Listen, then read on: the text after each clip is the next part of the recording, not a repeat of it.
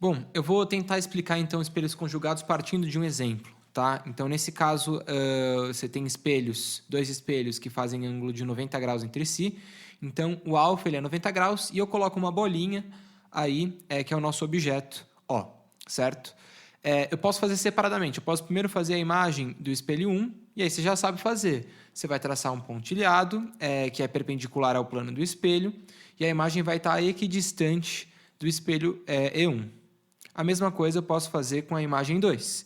Eu vou traçar um pontilhado, você vê que tem 5 quadradinhos até o espelho, e vai ter mais 5 quadradinhos até a imagem I2. Perfeito. A questão aí é que agora a imagem I1 ela pode servir de objeto para o espelho E2. Então vamos entender. A imagem I1 ela é justamente a imagem gerada pelo espelho E1, certo? Só que a imagem I1 ela pode servir de objeto para o outro espelho, ou seja, para o espelho E2.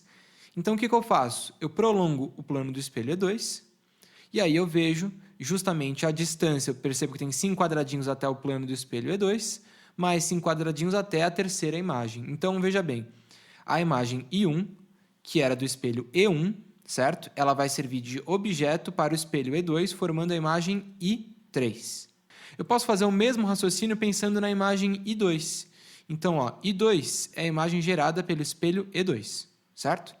Essa imagem I2 pode servir de objeto para o outro espelho. Que espelho é esse? O espelho E1. Então, eu vou prolongar o plano do espelho.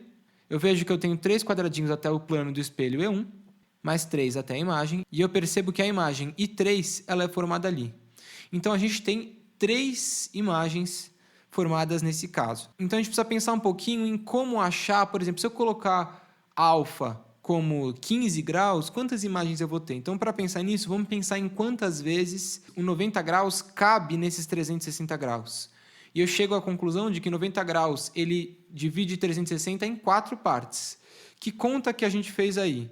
Eu fiz uma conta bastante simples. Eu fiz 360 graus sobre 90. Ou seja, eu quero saber quantas vezes 90 cabe em 360. E eu chego à conclusão de que cabe 4 vezes. Bom, o que isso significa? Significa que a gente vê 4 bolinhas, certo? Porque a gente vê a imagem I1, a I2 e a I3 e o objeto. Só que a gente não vê 4 imagens. A gente vê 4 bolinhas porque o 90 graus divide esses 360 em 4 partes. Então, vai ter uma bolinha em cada uma dessas partes.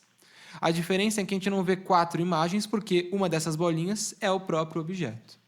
Então, agora, como é que será que seria para eu calcular o número de imagens de um outro ângulo? Se o alfa fosse, sei lá, se o alfa fosse 15 graus, como é que eu calcularia esse número de imagens? Pensa nesse mesmo raciocínio. Quantas vezes 15 graus cabe em 360? Pensa em quantas bolinhas você veria e aí vê realmente o número de imagens.